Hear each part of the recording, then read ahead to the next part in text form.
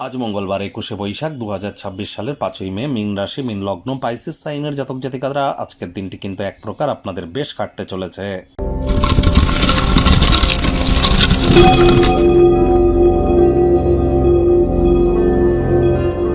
ভিডিওটির শুরুতেই স্ক্রিনে আপনারা দেখতে পাচ্ছেন মঙ্গল গ্রহের বীজ মন্ত্র ওম ক্রাং ক্রিং ক্রং সব ভোমায় নামা।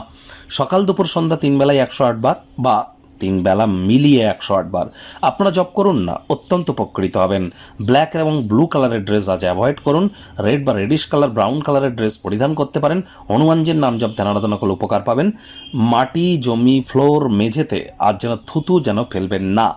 আর যারা IT sector, real estate, army, police, defence, automobile industry, sports ইন্ডাস্ট্রিতে কাজ করে তাদের নামে কোনো প্রকার আজ নেগেটিভ কথাবার্তা বলা থেকে বিরত থাকুন। আজ অবশ্যই আপনারা হনুমানজির নাম জপ ধ্যান আরাধনাও তো খুব খুব করুন, অত্যন্ত উপকৃত হবেন। একই সাথে আপনাদেরকে বলবো যে দেখুন, যারা রক্ত সম্পর্কিত যাদের কোনো সমস্যা আছে, high blood pressure, low blood pressure অথবা হিমোগ্লোবিন ফল করা, যাদের মধ্যে অতিরিক্ত অ্যাঙ্গার ইস্যু, অতিরিক্ত রাগ, জেদ এবং আলসেমি ভাব কাজ করে, ক্যালসিয়াম আয়রনের যাদের ঘাটতি আছে, হার্ট রিলেটেড কোনো প্রবলেম যাদের আছে, কার্ডিওভাস্কুলার ডিজিজ, বুঝতে হবে আপনার জন্মছক বা ন্যাটাল চার্টে কিন্তু তাহলে মঙ্গল দুর্বল অবস্থানে আছে। তাহলে মঙ্গলের এই বীজমন্ত্র আপনাদেরকে অভূতপূর্ব ফলাফল কিন্তু প্রদান করতেই পারে। আর হ্যাঁ, ওই তাবিজ, কবচ, মাদুলি, জেমস্টোন, পাথর, শিকড় বাকড় এসব পরে কোনো লাভ হবে না।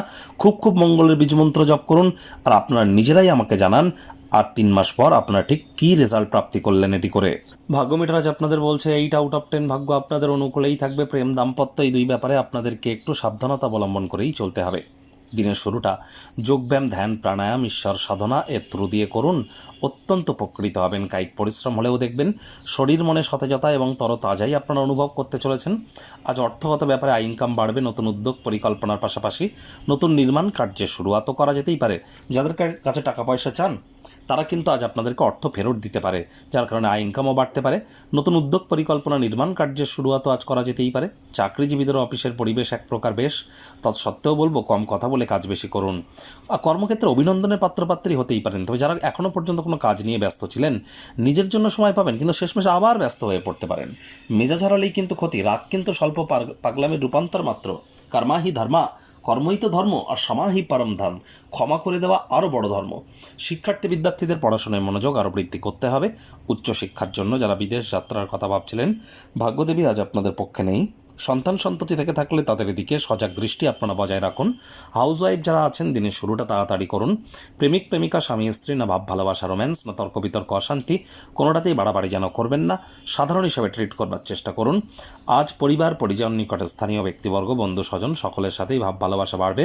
কারোর ক্ষেত্রে আজ গৃহের সরঞ্জাম বা গয়নাগাটি ক্রয় করার যোগ কিন্তু প্রবল আকারে পরিলক্ষিত হচ্ছে। আজ পরিবার, পরিজন, নিকটে স্থানীয় ব্যক্তিবর্গদের প্রতি দায়িত্বগুলিও পালন করতে সক্ষম হবেন। শত্রুপক্ষ, বিরোধী পক্ষ আজ কিন্তু খুব একটি শক্তিশালী থাকছে না।